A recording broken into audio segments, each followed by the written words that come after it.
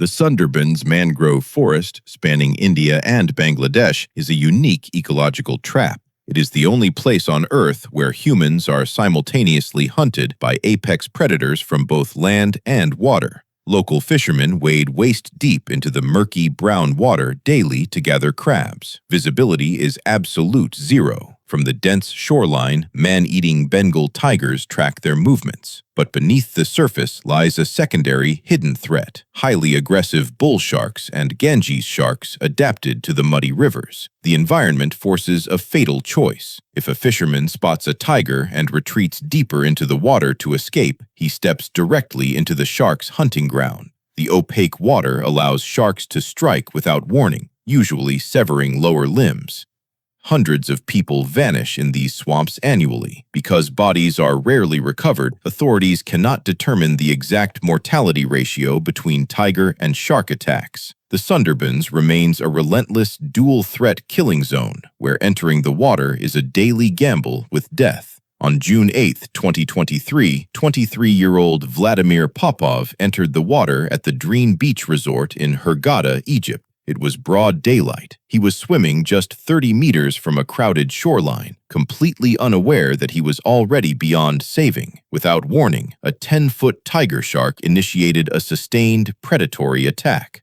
This was not an exploratory bite. The shark struck with devastating force, surfacing multiple times to drag Popov under. His father and dozens of tourists stood on the beach, physically close but absolutely powerless to intervene. The entire horrific sequence was captured on multiple smartphones by hysterical bystanders. Popov was fatally mauled and pulled beneath the surface within seconds, long before a nearby rescue boat could reach him. The shark was captured hours later. Popov's remains were found inside its stomach. The attack shattered the illusion of modern resort safety, serving as a brutal reminder that even in heavily populated luxury tourist zones, humans remain part of the food chain. On August 12, 1967, an unprecedented event occurred in Glacier National Park, Montana, forever altering wildlife management protocols in North America. Prior to this night, in the park's 57-year history, there had never been a recorded fatal grizzly bear attack on a human. By the following morning, two entirely different female grizzly bears would kill two young women in separate locations miles apart, within mere hours of each other. At the time, park management routinely ignored proper waste disposal protocols. Open-pit garbage dumps operated within the park boundaries, where employees discarded food waste specifically to attract bears for the entertainment of tourists. As a result, generations of bears had lost their natural fear of humans, directly associating human scent with a food source. 19-year-old Julie Helgeson and her friend Roy Ducat set up camp near the Granite Park Chalet. Around midnight, a severe thunderstorm rolled into the valley. At 1:30 a.m., an adult female grizzly, which had fed on garbage near the chalet for years, approached their campsite. The bear first approached Roy, biting him through his sleeping bag, but quickly shifted its predatory focus to Julie. The grizzly clamped its jaws onto Julie's sleeping bag and dragged her away into the dark forest. Roy, suffering from severe lacerations, was physically unable to stop the animal. Due to the raging storm and a complete lack of radio communication, a search and rescue operation could not be initiated until dawn. Julie was found alive nearly 400 yards from the campsite. The bear had inflicted catastrophic trauma, tearing through muscle tissue and puncturing vital internal organs. She bled to death shortly after rescuers carried her to a medical aid station. That exact same night, 9 miles away on the shores of Trout Lake, a group of 5 young people lay sleeping. Among them was 19-year-old Michelle Coons. At approximately 4 a.m., a different female grizzly, also heavily conditioned to human food, entered their campsite. The bear had previously raided their camp that evening, consuming their rations, but had now returned specifically for the humans. As the bear began sniffing the sleeping campers, 4 of the teenagers managed to slip out of their bags and scramble up nearby trees. Michelle Coons attempted to do the same, but the zipper on her sleeping bag jammed. The grizzly lunged. Michelle screamed to her friends in the trees that the bear was tearing her arm off. The grizzly dragged Michelle, still trapped inside the sleeping bag, deep into the dense brush. Her friends, pinned in the trees, were forced to listen in pitch darkness as the predator consumed her alive. The screaming lasted for several minutes before total silence set in. Michelle Coons's body was recovered the next afternoon. The bear had not only killed her, but had partially consumed her remains. The event became known as the Night of the Grizzlies.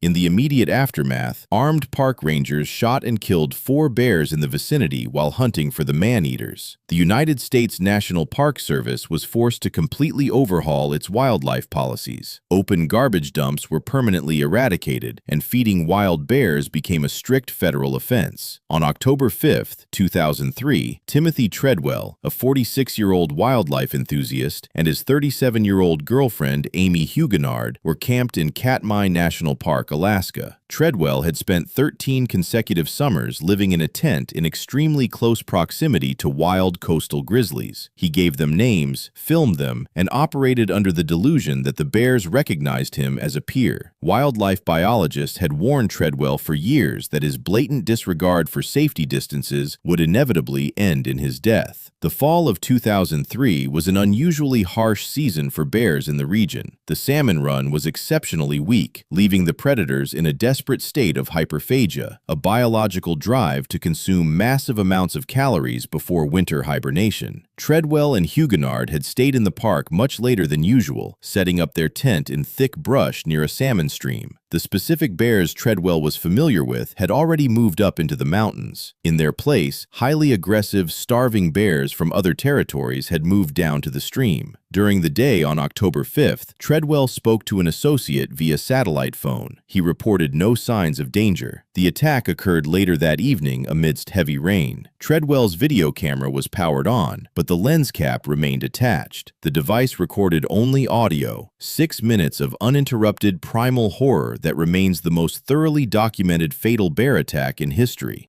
The audio recording begins with Treadwell screaming as a bear attacks him outside the tent. He yells for Amy to run away. Huguenard, rather than fleeing, unzips the tent and attempts to fight off the massive predator by striking it with a metal frying pan. The bear retreats for a fraction of a second, only to return, clamping its jaws onto Treadwell's head and dragging him away into the brush. Treadwell's final words on the tape are a desperate scream, "He's killing me." The recording then captures Huguenard's piercing shrieks as the bear finishes Treadwell and turns its attention directly toward her.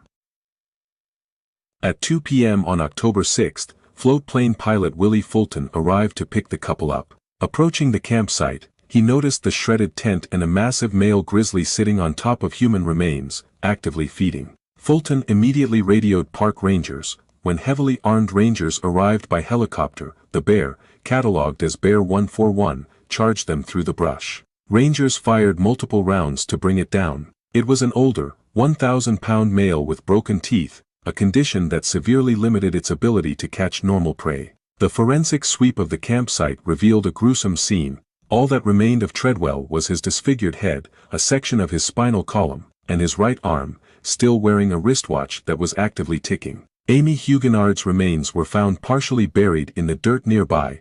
The bear had cached her body to consume later. Necropsy of the bear confirmed human tissue and clothing inside its digestive tract.